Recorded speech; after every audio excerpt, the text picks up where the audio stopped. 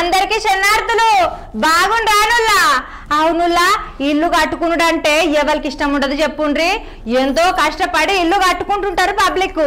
మరి మనం ఇష్టంగా ఇల్లు కట్టించుకున్నాక 4 వద్దులకే వేసిన పిల్లర్లు పట్టుకుంటే సిమెంట్ రాలితే, ఇంటి గోడలు పగుళ్ళు వస్తే, ఇక వానల దాటికి ఇల్లంతా నిమ్మొస్తే, ఒకవేళ పోషణ శక్తి మీద ఉష్క తేలితే ఏం చేస్తారు చెప్పుండ్రి?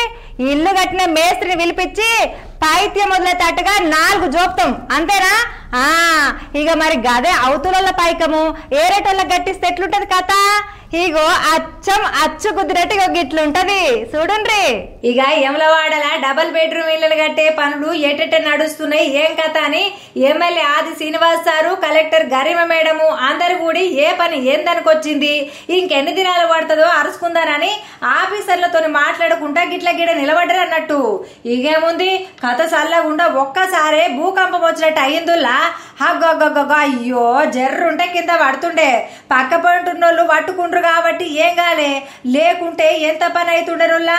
ఇటు కలెక్టర్ మేడం సుతా జర్రల పడుతుండే, గట్టిగా పట్టు దొరికించుకుంది కాబట్టి ఏం కాలే. ఇక చూసిర్రా, ఇది గుత్తకు పట్టిన కాంట్రాక్టర్ బేస్మెంట్ ని ఎంత బందోబస్తు కట్టిండో.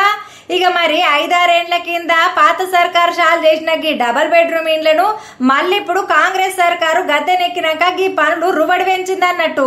మరి గా పనులే ఏందనుకొచ్చినాయి, ఏం కథనని ఆరుసుకుంటారని ఎమ్మెల్యే సారు, కలెక్టర్ మేడం పోతే గింత పని అయిందుల్లా.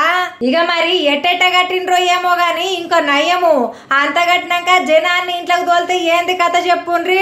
భలే ఇగ్రవంతుడే ఉన్నట్టుండి కాంట్రాక్టరు మంచిగానే 3 పువ్వులు 6 కాయలోలిగే 4 రాళ్లు బాగానే వెనకకేసుకుంటుండు అని గుస్సైతున్నారు లాగిది చూసిన జనమంతా. ఇగో గిదుల్లా ఇరటి ముచ్చట ఇంకో ముచ్చటతో మళ్ళా కలుద్దా అని అది వరదాకా చూస్తూనే ఉండు 6 టీవీ.